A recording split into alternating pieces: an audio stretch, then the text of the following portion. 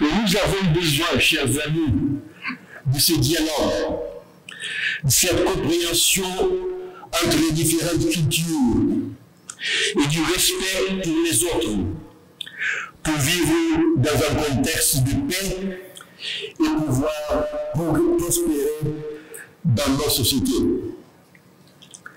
En tant qu'instrument d'information, les médias peuvent sensibiliser aux problèmes de sécurité, en incitant à la prévention des conflits et en encourageant la voie diplomatique.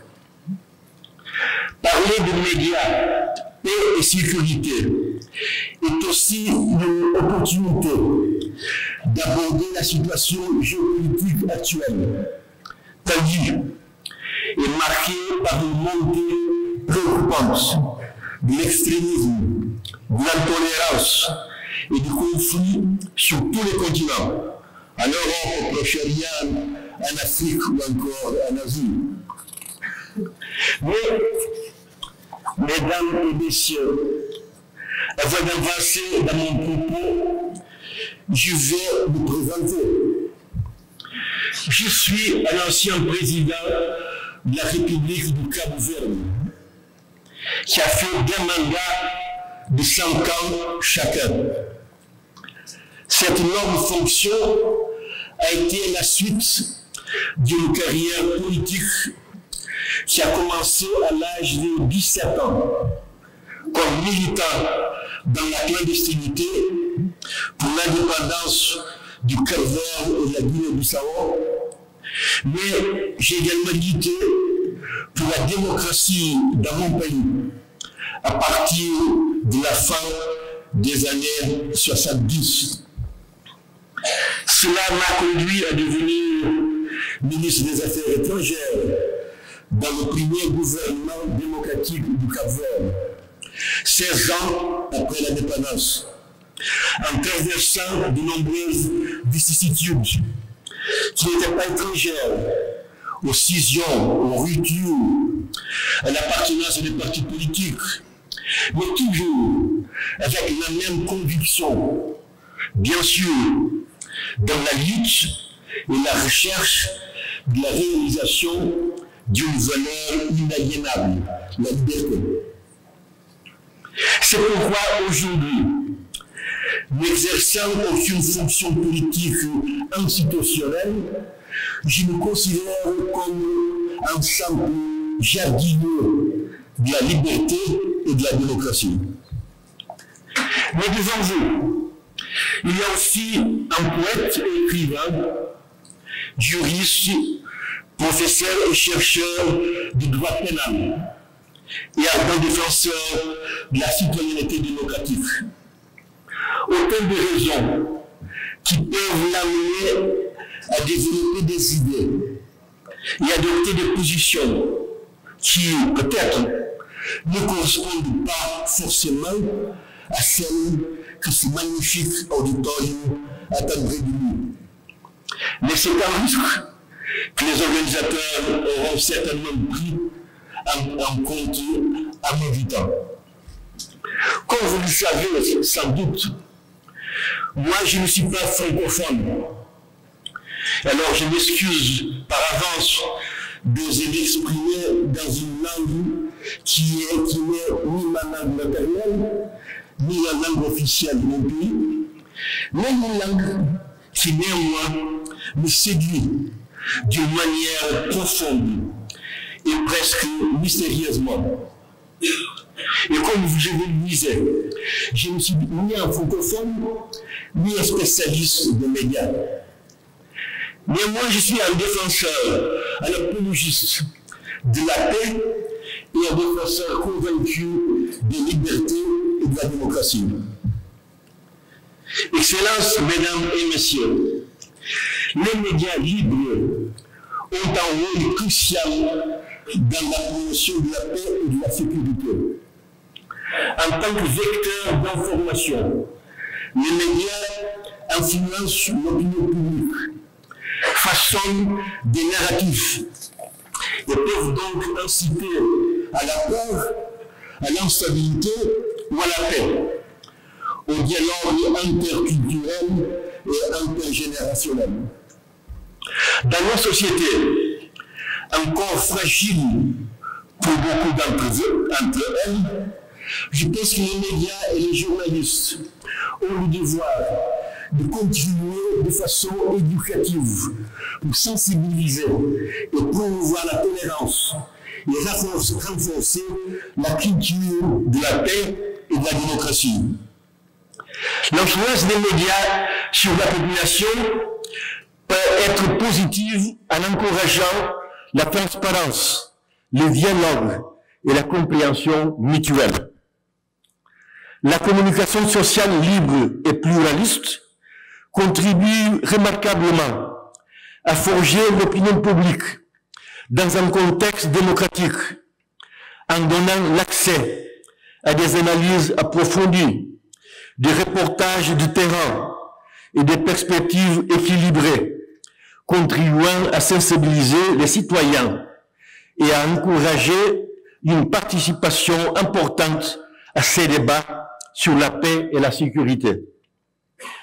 Cela joue un rôle important dans la formulation et le suivi des politiques publiques, ce qui peut contribuer à diminuer les tensions sociales, la méfiance et les soupçons des citoyens par rapport aux institutions et aux dirigeants et de promouvoir une atmosphère de paix. Cependant, nous sommes conscients de vivre dans l'ère de l'information rapide et instantanée, souvent pas vérifiée et même fausse, dans laquelle les réseaux sociaux jouent un rôle primordial. Dans ce contexte, nous devons reconnaître les défis auxquels les médias traditionnels sont confrontés, comme ceux de la désinformation et la propagation de fausses nouvelles qui peuvent créer des malentendus, les discours de haine et alimenter la méfiance, exacerber les tensions. En effet, les réseaux sociaux amplifient la vitesse de propagation de l'information sur la toile. Il est donc devenu crucial de créer et de mettre en place des mécanismes de vérification des faits et de promotion d'une utilisation responsable de ces plateformes. Cela représente actuellement un grand défi pour le journalisme crédible et sérieux. Il s'agit en effet d'un défi aussi pour la démocratie représentative. Mais le journalisme professionnel joue un rôle fondamental dans la vérification des faits et la propagation de l'information crédible auprès du public. Dirais-je même que contrairement à l'idée selon laquelle les réseaux sociaux peuvent tuer le métier du journalisme, les réseaux sociaux contribuent à renforcer le journalisme dans les sociétés démocratiques. Il incombe à la société, dans son ensemble, y compris aux médias et ses professionnels, au gouvernement et à la société civile, de collaborer pour une utilisation responsable de tous les médias et le renforcement des fondements d'un monde plus libre, pacifique et sécurisé. Mesdames et messieurs, chers amis, nous ne pouvons pas parler de démocratie dans un contexte d'absence de médias libres et capables de dénoncer des abus du pouvoir, des violations des droits fondamentaux des citoyens, de contribuer au débat sur l'équilibre des pouvoirs. Les médias libres sont l'un des piliers fondamentaux du régime et du système politique démocratique, je dirais même de l'état de droit. La liberté de presse peut être considérée comme l'élément vital du système démocratique, car elle permet d'évaluer la situation réelle du système, de vérifier les progrès et les limites de tous les autres piliers, de faciliter le contrôle des différents pouvoirs, de permettre aux citoyens ordinaires de participer à la construction de la démocratie et de cette manière d'influencer les choix des voies les plus appropriées pour l'extension, le renforcement et la modernisation du système et du régime de démocratie. L'illusion la plus répandue et la plus dangereuse, à mon avis, et aussi la plus difficile à défaire, c'est celle de croire et de considérer que la paix et la sécurité en Afrique peuvent être obtenues en érigeant des autocraties ou des régimes dictatoriaux. Souvent, pour ne pas dire tout le temps, ces autocraties et régimes dictatoriaux s'appuient sur l'éternelle excuse de ses propres erreurs, avec les fautes et les omissions des autres, et en utilisant d'inépuisables arguments culturalistes et historicistes. Les faits et l'expérience de la vie et de l'histoire sont sous nos yeux, mais il y a ceux qui ne voient pas ou ne veulent pas voir. C'est ceux qui ont choisi la profession du journalisme, qui ont un rôle crucial et décisif dans le dépassement de ce genre de cercle vicieux qui justifie l'oppression, la tyrannie, les inégalités et la misère. La presse libre, et non la presse compromise et ou déguisée en commissariat politique, doit être le rempart de la lutte pour la liberté et la démocratie, pour la paix et la justice, enfin pour le progrès.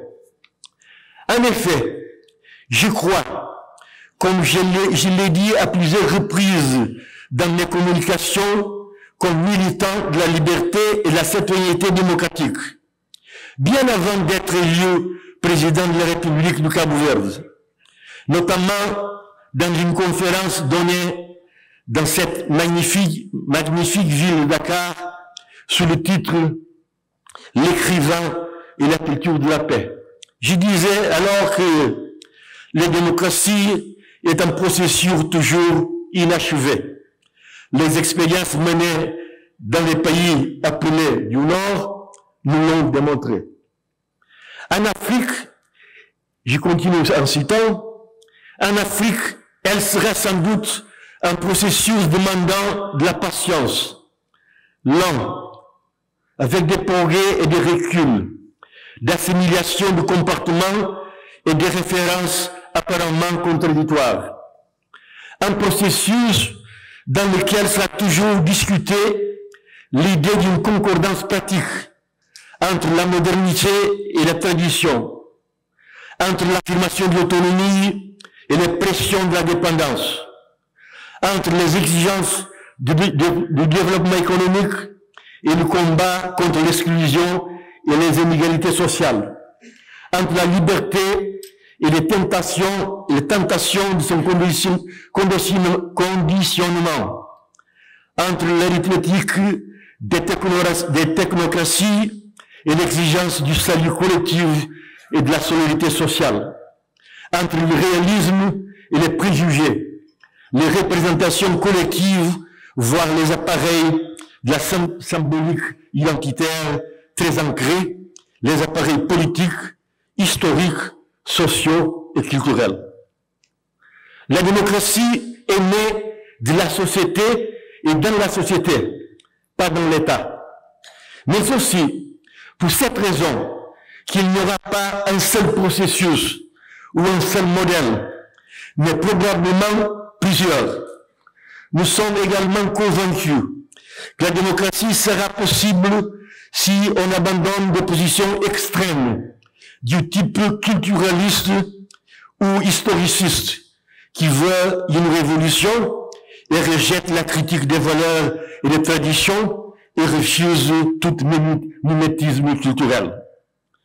Dans un processus où certainement seront décisifs, comme cela a d'ailleurs été le cas à la fin des années 80, les mouvements sociaux, des étudiants, des professeurs, des femmes, des journalistes, des avocats, des groupes de défense des droits de l'homme, et le rôle de plus en plus actif des élites africaines du retour dans leur pays et l'affirmation progressive des sociétés civiles. Fin de citation. Cela nécessite des dirigeants forts et crédibles, véritables organes de contrôle de tous les pouvoirs, dans la formation desquels les agents et la presse libre jouent un rôle décisif. Les solutions ne sortiront pas du chapeau d'un magicien.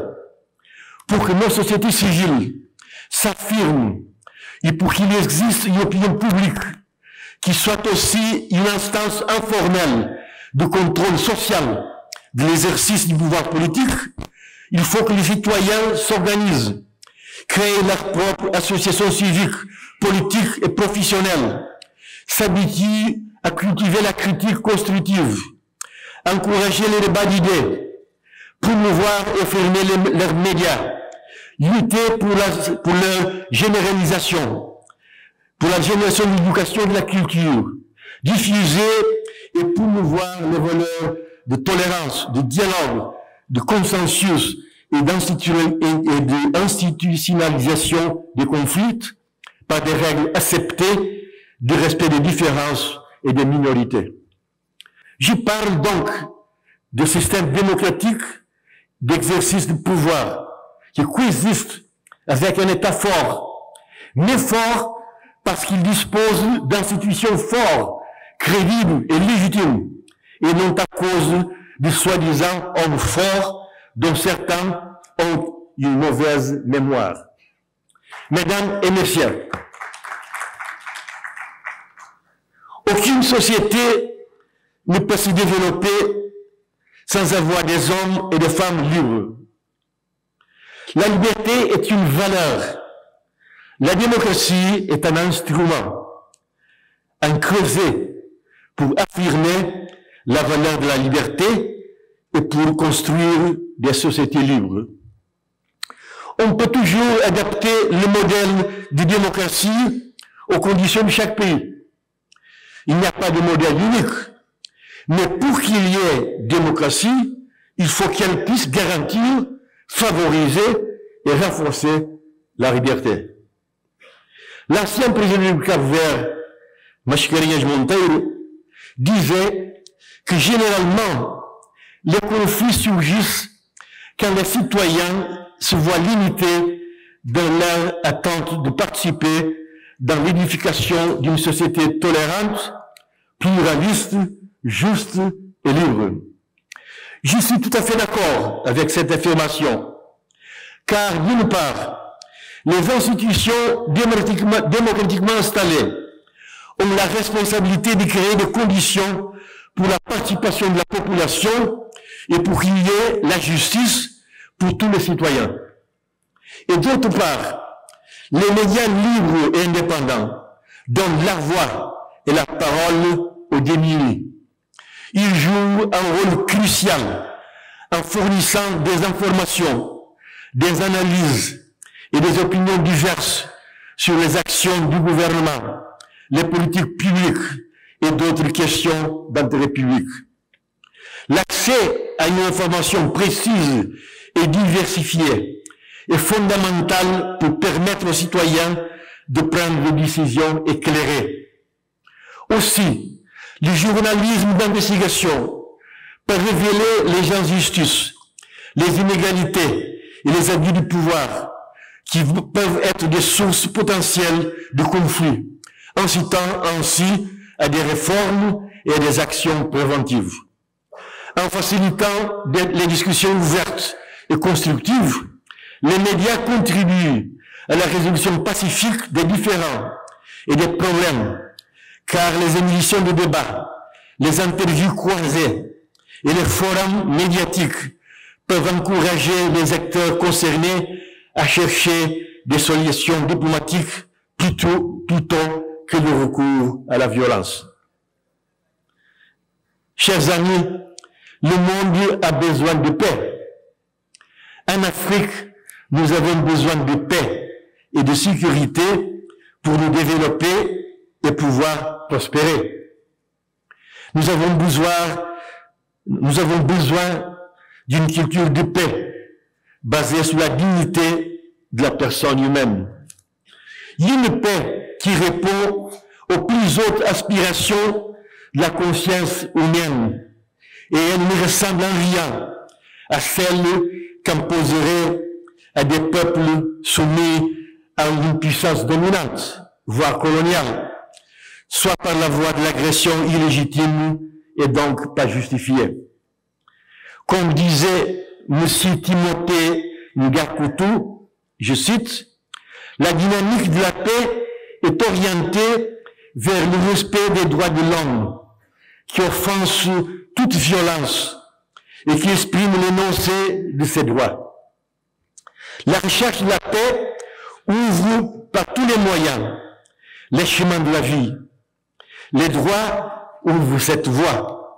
Et les faits continuent de nous apprendre que le respect des droits de l'homme est l'un des fondements les plus sûrs de la paix, comme la paix est une des conditions les plus propices au respect de ces droits. » Fin de citation.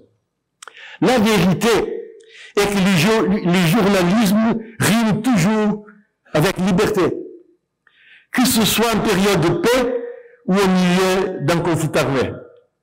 Il ne peut y avoir du journalisme sans liberté, son engrais propulsif qui favorise également le pluralisme d'expression.